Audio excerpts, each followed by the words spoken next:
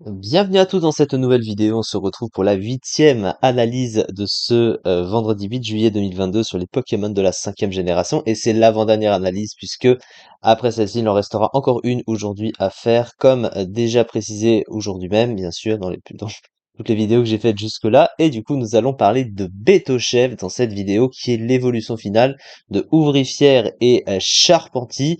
Et c'est aussi un Pokémon de début d'aventure. Alors du coup, qu'est-ce que c'est? Betochef est un Pokémon de type combat. Le type combat, par définition, c'est le type de la toute-puissance, hein. Clairement, c'est un type offensif.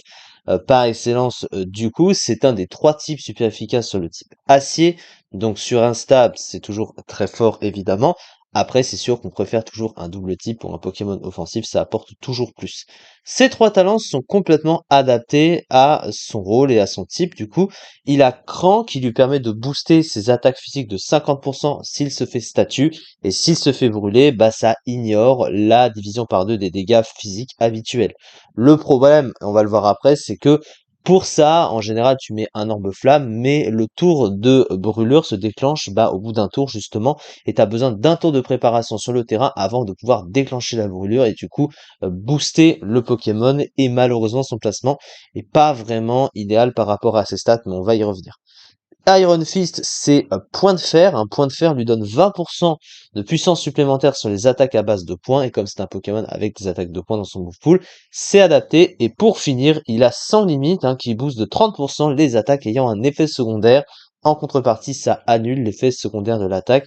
Et il a quelques attaques également qui en profitent. Donc encore une fois, les trois talents sont complètement adaptés à ses rôles offensifs. Donc il n'y a pas de problème.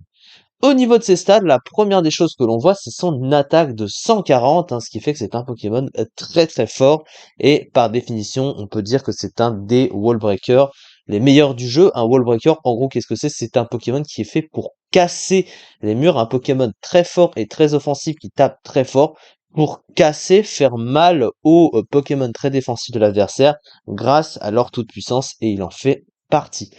Au niveau de son bulk, il a 95 en défense, 105 en PV, 65 en SPDF. Alors il a un bon bulk physique, mais un bulk spécial moins bon. Donc à ce niveau-là, un bon Pokémon spécial peut le gérer, donc ça reste un peu trop orienté. 55 en attaque spéciale, on n'en parlera pas. Mais l'autre problème de ce Pokémon, c'est également la vitesse, hein. Seulement 45 de vitesse pour un Pokémon offensif, c'est quand même limite, hein.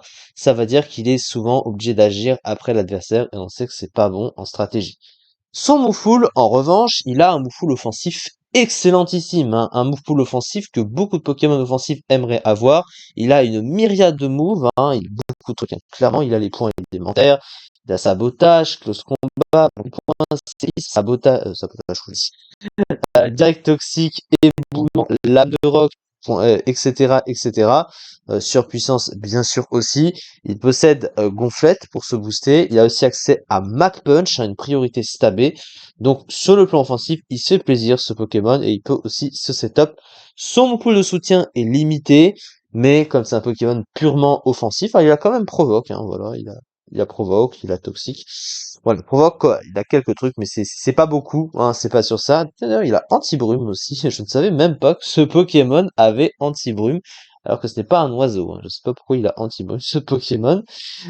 Sait-on jamais, mais en tout cas, son boucle offensif est excellent. Donc à ce niveau-là, c'est complètement adapté à son rôle de Pokémon offensif.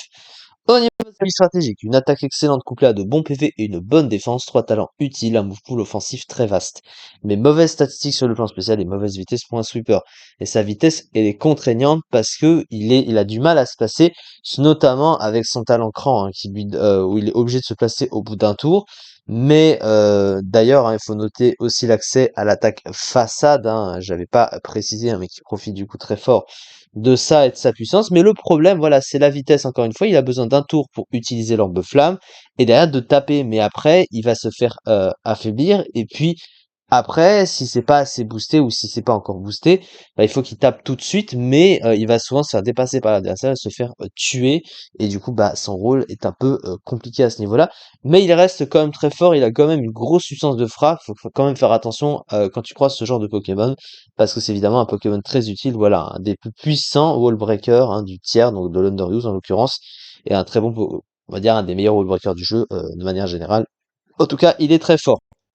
Et du coup, il atteint la 25e place de l'Underused le mois dernier avec 8,2%. Donc c'est vraiment un Pokémon bien classé en Underused et il est quand même extrêmement fort. Il n'y a pas de problème à ce niveau-là. Alors évidemment, tu as d'autres Pokémon de type combat qui sont meilleurs au-dessus, mais il est très fort. En tout cas, c'est ça du coup pour cette vidéo. On se retrouve pour la dernière, enfin la dernière analyse du jour après celle-ci. Et puis ensuite demain sur la suite des analyses sur les Pokémon de la 5e génération. Merci beaucoup de m'avoir suivi et à très vite.